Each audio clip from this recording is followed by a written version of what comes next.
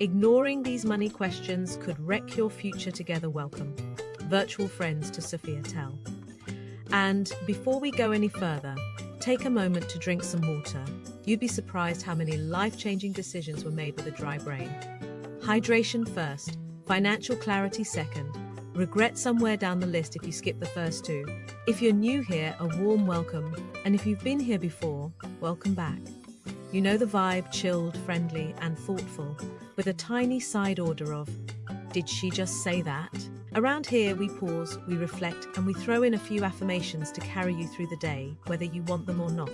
Today, we're virtually live from Switzerland, land of stunning mountains, world-class chocolate, neutral opinions, and financial planning so serious even the cows have savings accounts.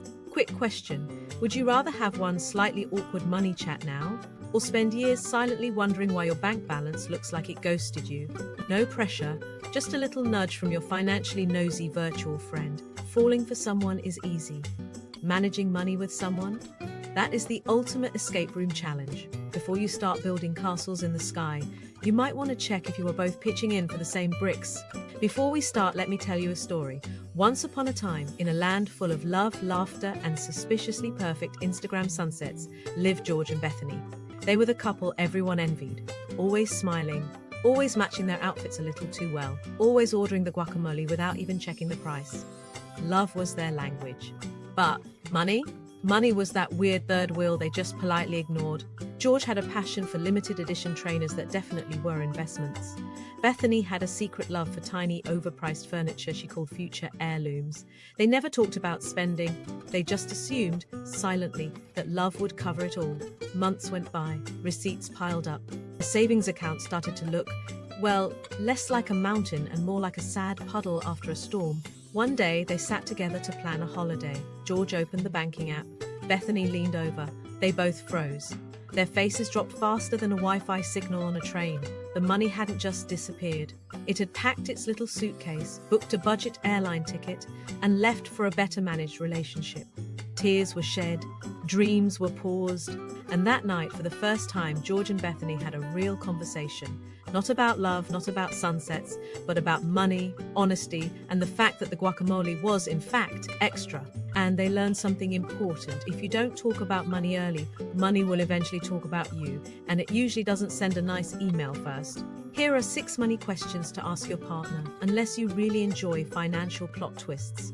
First, what is your debt story? And yes, everybody has one. Maybe it's small, like that forgotten credit card bill that has been hanging around like a bad smell for 5 years, haunting your credit report like an unpaid ghost. Or maybe it's bigger, like university loans, a car that still isn't paid off, or that emergency holiday to Spain that somehow ended up on 3 different credit cards. The point is, love might be blind, but debt collectors definitely are not. They know where you live. And they're surprisingly good at sending letters that ruin a perfectly good Tuesday afternoon. It's not about judging the past, it's about knowing what you're building on. Because it's a lot easier to plan a future when you're not accidentally packing someone else's unpaid bills into your dream suitcase. Second, are you a spender or a saver? Because let's be honest, one of you might already have spreadsheets, color-coded budgets, and a 5-year savings plan taped to the fridge. The other one might genuinely believe that if you just manifest hard enough, the money will work itself out, maybe by winning a scratch card at the petrol station. It's best to know now who's stacking investments and who's crossing their fingers while buying 3-for-2 chocolate bars at the checkout. And hey, no judgment, but planning a life together works a lot better when you're at least playing the same financial sport. Third, what is your credit score? Now, I know nobody brings up credit scores on the first date. Imagine it. Hi, nice to meet you. Latte or espresso? And also, could you tell me your credit score? Have you had any defaults in the last year? And are you financially solvent? Okay, I know.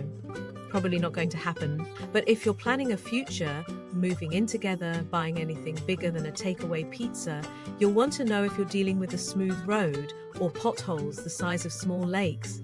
Because a credit score? It's basically your financial dating profile. Swipe right if it's solid, swipe left if it's a landmine. Fourth, how do you feel about shared money?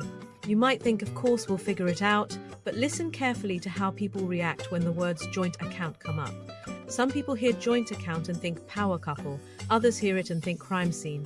But for receipts, disaster movie which does not end well. And then there are the sneaky ones who hear joint account and immediately start planning secret shopping sprees, for those absolutely essential investment sneakers or that third smart sneakers they swear was on sale. You need to know whether shared means we build dreams together or congratulations, your bank account is now funding mystery online orders. Fifth, are your big dreams aligned or about to collide?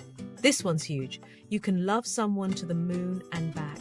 But if one of you dreams about cozy Sunday mornings, country walks, and growing tomatoes, while the other one dreams of owning a yacht named Destiny and living 6 months out of the year on a private island, there's going to be a problem.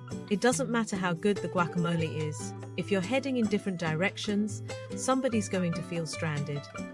You don't have to have identical dreams, but you do need a plan that doesn't require 2 passports and a miracle. Sixth, how do you handle financial surprises? Because we'll figure it out sounds so cute. Until life actually happens. Until the boiler explodes. Until the car makes a noise that costs exactly £800 to fix. Until your favorite cousin suddenly invites you to a destination wedding in Bali, and you have about £13 and some nectar points to your name.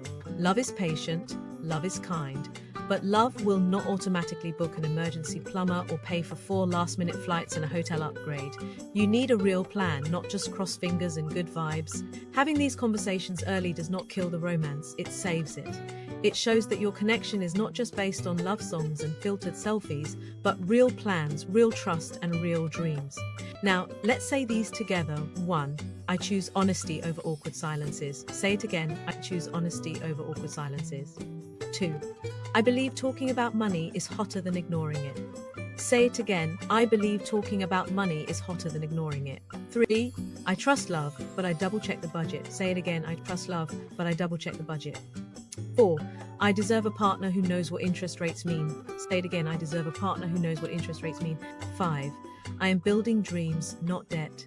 Say it again. I am building dreams, not debt. 6. My financial goals deserve airtime too. Say it again. My financial goals deserve airtime too. 7. I would rather be slightly awkward today than completely broke tomorrow. Say it again. I would rather be slightly awkward today than completely broke tomorrow. 8.